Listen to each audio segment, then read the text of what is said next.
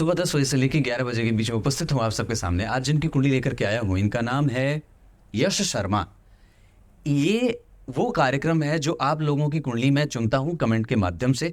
अगर आप भी अपनी कुंडली का ऐसे ही विस्तार से अध्ययन करना चाहते हैं, अपने सामने देखना चाहते हैं, तो निस्संदेह अपना डेट ऑफ बर्थ, टाइम और प्लेस कमेंट सेक्शन में अवश्य लिखें और रविवार को सुबह में 10 बजे से 11 बजे वाला कार्यक्रम अवश्य देख लिया करें। शुरू करते हैं आज का कार्यक्रम। ये यश शर्मा हैं उदयपुर राजस्थान से। भगवान, आपकी कुंडली में चंद्रमा कृष्ण पक्ष के पंचमी तिथि का है, बलवान है और पक्ष से बलवान है। यहां पे चंद्रमा का नीच भंग मंगल कर रहे हैं और चतुर्थ भाव में बैठ करके मंगल अपने ही भाव दशम स्थान को देख रहे हैं। आपकी कुंडली में मंगलवार को जन्मे हैं आप, ऊर्जावान है और व्यतिपात योग में जन्मा है व्यक्ति।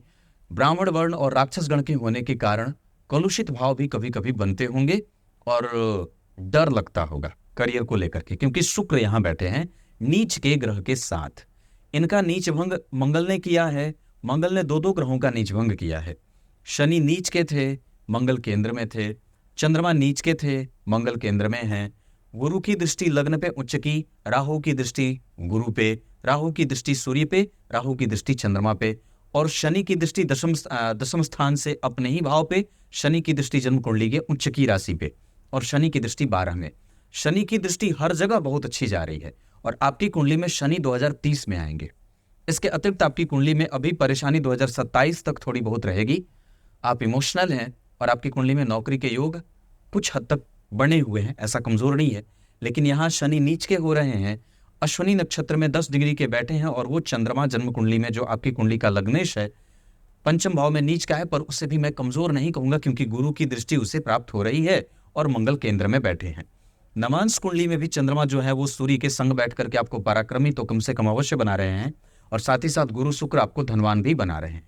दशमांश कुंडली में लग्न में शनि का बैठना और गुरु की दृष्टि पंचम भाव पे कई बार व्यक्ति को पद पे आरूढ़ करा देती है और मंगल जन्म कुंडली में दशम स्थान के अधिपति होकर के नवम भाव में, शुक्र जन्म कुंडली में चतुर्थ भाव के अधिपति होकर के लग्न को देख रहे हैं। ऐसी स्थिति में व्यक्ति कम से कम माता पिता का सुख और अपने करियर से संतुष्टि का भाव अवश्य ही रखता है। इस कुंडली में शुक्र और गुरु का प्रभाव द्विद्वादश का है। शनि नीच के हो रहे हैं पर दशम स्थान से संबंध बना रहे हैं, मंगल से दृष्ट हैं। इस वजह से मेहनत करने के बाद निश्चित रूप से प्रतियोगिता परीक्षाओं में सफलता के योग बनते हैं। छठवें भाव के अधिपति आपकी कुंडली में स्वग्रही हैं। आपका अधिकार कोई छीन नहीं सकता है और आपका जो प्रभाव है वो बड़ा ही विलक्षण है। व्यक्ति बुद्धि से कमजोर नहीं है, उसका यश, उसका समाज को देने का भाव, समाज में नाम कमाने का भाव और अपने बल पे धन और भाग्य को इकट्ठा कर लेने का भाव, ये इस कुंडली में बहुत ही मजबूती से अपने गुण प्रदर्शित कर रहे हैं। गुरु और सूर्य का प्रभाव आपके भाग्य भाव को जितनी मजबूती से मजबूती दे रहा है, ये किसी भी कुंडली के लिए बहुत ही ज्यादा आवश्यक भी होता है। व्यक्ति का चिंतन, व्यक्ति का दर्शन, दाम्पत्य, भाग्य का सुख, धार्मिकता और प्रभाव करने का बल, ये सब आपकी कुंडली में मजबूती से उपस्थित है। सूर्य का प्रभाव, मंगल का प्रभाव, चंद्रमा का प्रभाव, गुरु का प्रभाव, बुध का प्रभाव और शुक्र का प्रभाव आपकी कुंडली में हमेशा के लिए अच्छा देख रहा हूं। ये कुंडली कर्क लग्न की है। एजुकेशन से जुड़ करके आप कोई भी काम कर सकते हैं।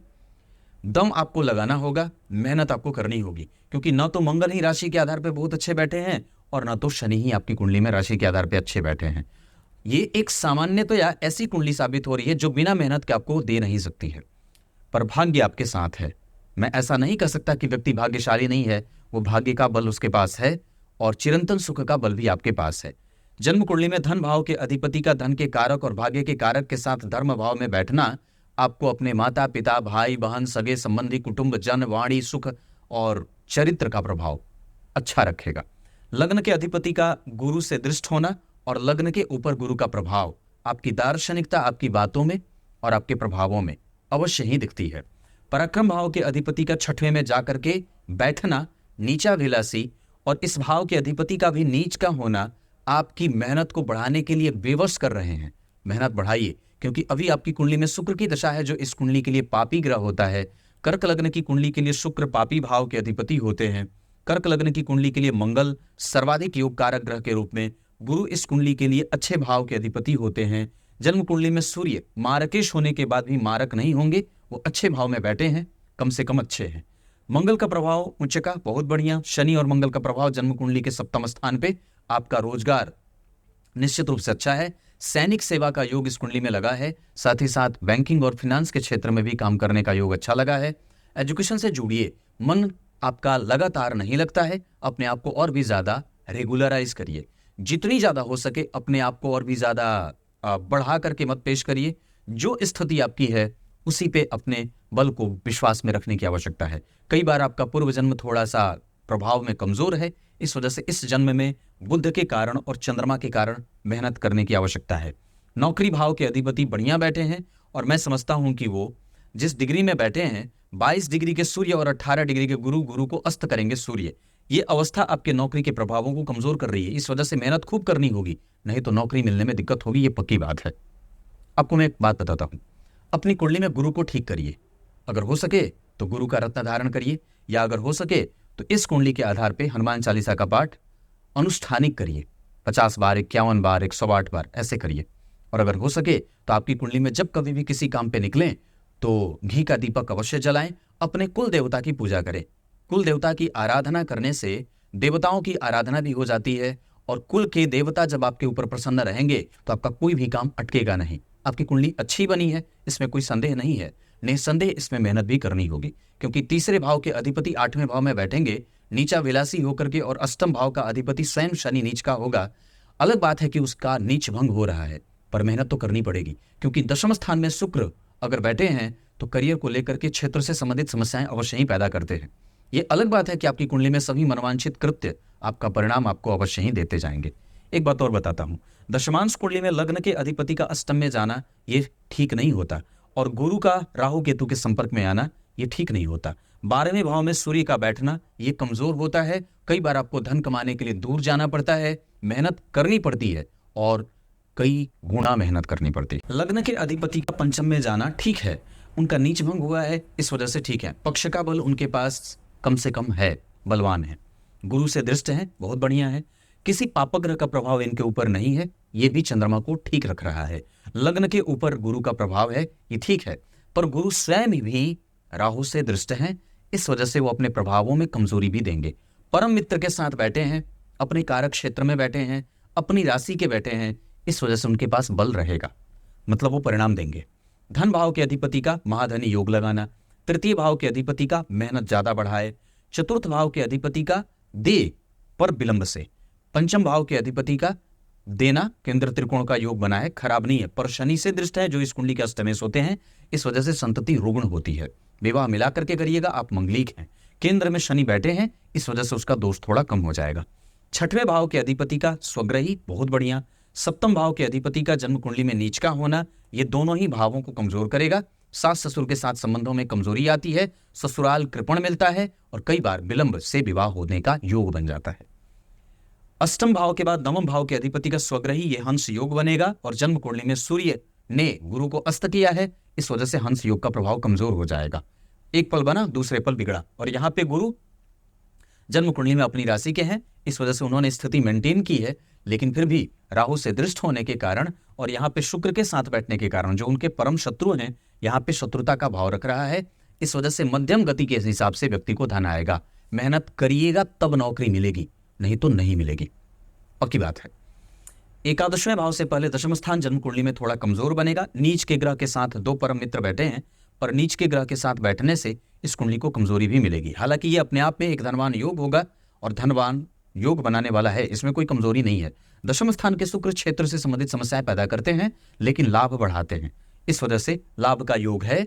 और दशम स्थान में बैठे होने से महाभाग्यशाली योग तो नहीं, पर महाधनी योग जरूर बनेगा। 12वें भाव के अधिपति का अष्टम में जाना विपरीत राजयोग, इस कुंडली के लिए बुध अच्छे नहीं होते, उन्होंने आपकी समस्या बढ़ाई है। और अभी आपकी कुंडली में शुक्र की दशा है, महत्वाकांक्षा बढ़ी है, अपने आप को और भी जमीन पे लेके आइए, सतह पे आइए। बहुत ज्यादा ऊंचा उठने की कोई आवश्यकता मैं महसूस नहीं करता हूं। आपकी कुंडली में मंगल अच्छे नहीं बैठे हैं, चतुर्थ भाव के मंगल कभी भी नैसर्गिक रूप से बहुत अच्छे नहीं होते। शुक्र दशम स्थान में बैठ करके कई बार क्षेत्र से संबंधित समस्या पैदा करते हैं, और व्यक्ति को ये कहते हैं कि मेहनत बढ़ाओ। अभी आप रेगुलर नहीं है, बुध भी आपसे मेहनत ज्यादा लेना चाहते हैं, मेहनत करनी ही होगी। क्लियर है?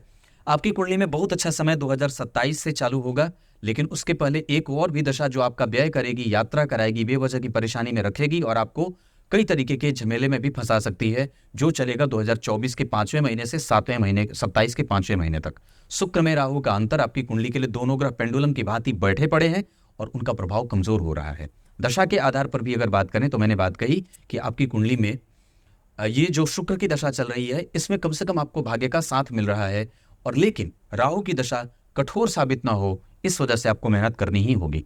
राहु और केतु की दशाएं आपकी कुंडली के लिए 25% का परिणाम करेंगी। सूर्य और चंद्रमा का प्रभाव आपकी कुंडली में 50% आपको अनुभव देने वाला बनेगा। मंगल और बुध में से आपकी कुंडली में बुध को बल देने की आवश्यकता है। गणेश जी के संकट नाशक स्तोत्र का पाठ करिए, किसी मंदिर का दर्शन करिए, और मंगल के लिए हनुमान चालीसा का पाठ। आपकी कुंडली में मंगल ठीक है, योग कारक ग्रह अगर कुंडली में ठीक हो रहा है इसका अर्थ ठीक है, लेकिन वो यहाँ पे अच्छे होते नहीं है, ये परिणाम देंगे पर इनको मनाना होगा। क्लियर है? बुध के बाद आपकी कुंडली में गुरु और शुक्र में से वैभव कम ना हो, ऐश्वर्य की कमी ना हो, अनुभव कम ना हो, कंफ्यूजन ज्यादा ना हो, इस वजह से माता देवी के मंदिर का दर्शन करना चाहिए। दुर्गा माता के देवी दर्शन का दर्शन आवश्यक होगा। इसके साथ आपको बताता हूं, बल बढ़ाइए अपना, प्रैक्टिकल होइए, और चीजों को समझने के लिए आवश्यक है कि आप बहुत ही ज्यादा ध्यान से किसी को समझें। किसी पे उत्तर देने से ज्यादा आवश्यक होगा कि उस चीज को स्टडी में रखें और उस पर निरंतर अपना अध्ययन जारी रखें। आप इरेगुलर हैं, रेगुलरिटी बढ़ाइए। तब तक के लिए इस कुंडली के लिए कुछ और भी चीजें बता देता हूं। जैसे इस कुंडली के आधार पे सबसे ज्यादा मंदिर का दर्शन फायदा करेगा, हनुमान चालीसा का पाठ फायदा करेगा, नुकसान नहीं है, उसका फायदा होगा। इसके अतिरिक्त आपकी कुंडली में आप गुरु का रत्न पहन सकते हैं, भाग्य का बल बढ़ेगा, क्योंकि गुरु ठीक बैठे हैं। नौमांश में भी और दशमांश कुंडली में भी मैं समझ रहा हूं कि वो कम से कम आपकी कुंडली में लाभ भाव के अधिपति हैं, भाग्य भाव के अधिपति हैं, लाभ में बैठकर पंचम को देख रहे हैं, आपके अंदर वैधानिकता रहेगी। इसके अतिरिक्त आपकी कुंडली में मैं जो समझ रहा हूं उसके आधार पर 5 अंक अच्छा है, और चंद्रमा का नीच भंग हुआ है, गुरु सूर्य बहुत अच्छे हैं, आपका भाग्य भाव बहुत बढ़िया है, पूर्वजों का आशीर्वाद आपके ऊपर हमेशा ही रहेगा, ये बात तो पक्की है। नक्षत्र के आधार पर आपकी कुंडली में कृतिका, स्वाति, पुष्य, रेवती, उत्तरा फाल्गुनी, उत्तराषाढ़ा, उत्तरा भाद्रपद, श्रवण और हस्त, ये नक्षत्र अच्छे रहेंगे। किसी भी काम के लिए आपके लिए सोमवार का दिन बहुत अच्छा रहेगा। इतनी सी बात। अपने जन्म स्थान से पश्चिम और उत्तर दिशा की तरफ बढ़ेंगे तो आपको ज्यादा फायदा होगा। इस कुंडली के लिए धन कमाने के लिए उत्तर और पूर्व दिशा भी बहुत अच्छी रहेगी। तब तक के लिए बहुत बहुत नमस्कार।